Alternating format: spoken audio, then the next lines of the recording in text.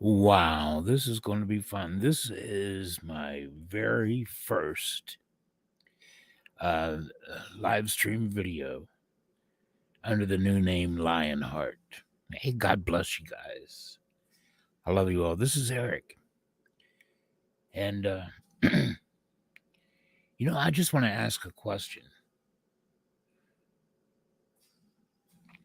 Why is the church going to church, quote unquote, when we have such a hard time being the church? And it seems like we spend so little time being the church. But we go to church religiously. Some do, some don't. We gather together on websites. We gather together on Facebook. We gather together on YouTube. We argue these things back and forth many times. When I first started, I guess I was kind of a late bloomer. I started coming online, in the very late 90s, about probably 96, 97, 98, around there, 98 probably. And I kind of expected, I was looking forward to fellowshipping with Christians. And I was surprised at what I found. Everywhere I went, it didn't matter. Everywhere I went, everywhere. It didn't matter if it was a church message board or a message board for some of the famous preachers and people that were into eschatology at the time, some of the Christian leaders' websites and message boards that they had. Left Behind had their message boards, and everybody had their message boards. Jack Van Impe had his, Alan Lindsay had his, and they would frequent those boards. And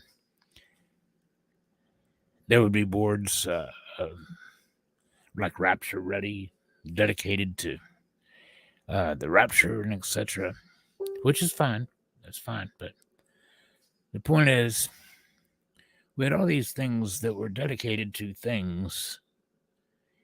And in every single one of them, I mean, it was nothing but a melee, ugly fighting. I mean, really ugly fighting. Get down, people cursing each other and, damning each other to hell and declaring each other, this and that. I mean, it nasty, every single one of them. Rarely did you ever go somewhere where, people like said, no, we're not going to do this. We're not going to do this. Peace, peace, peace. And of course, I was going into a lot of places as with particular points of view, that's for sure. And I expected conversation. I expected rebuttal. I expected Bereans.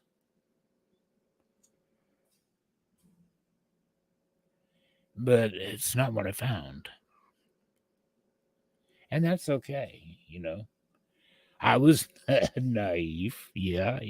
Okay, I admit that. But I'm a lot older now. And I'm more seasoned. I've been around YouTube and Facebook and all of these campaigners and these unreasonable people that are never going to give reason a chance.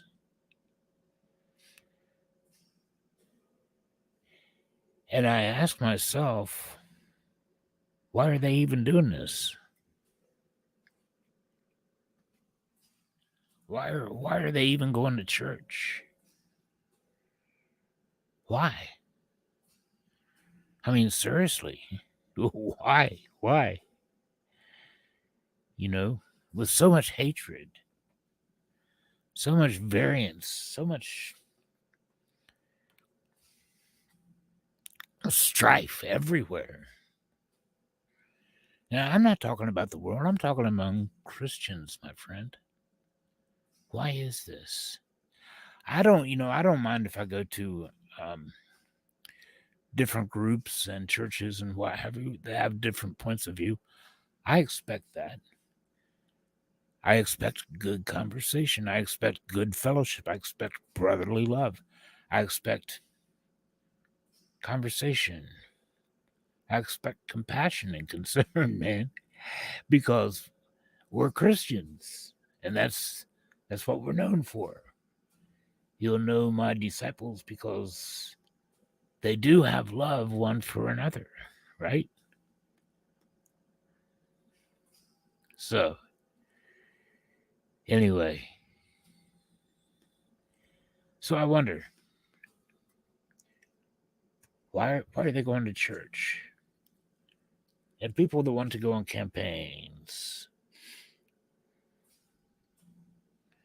Why are you campaigning? What are you campaigning for?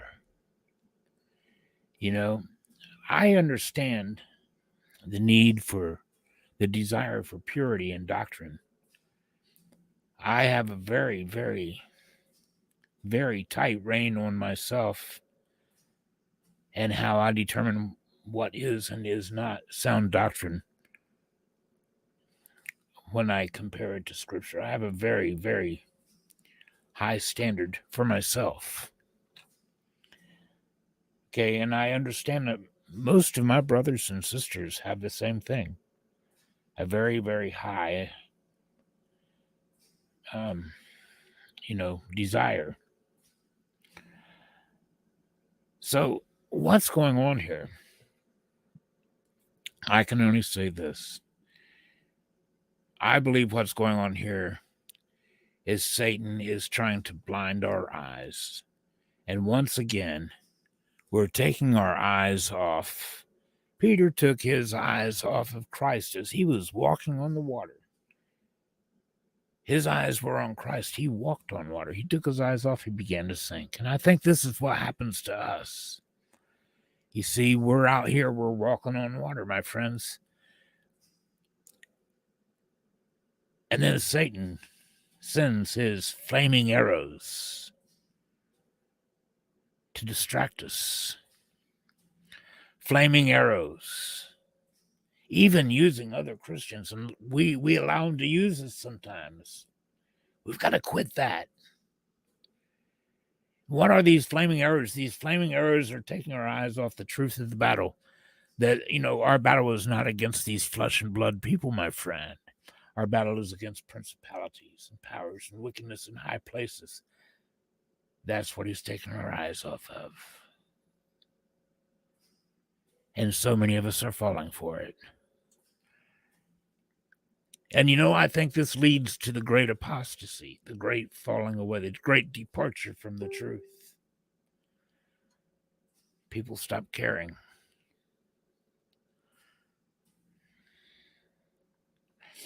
So, let's get back to the basics, my friend. Get back to the basics. There is a link there if you want to jump in. Jump in. We'll have a chat. If not, that's okay. I'll probably be here just another second anyway, another minute. I basically want to say this.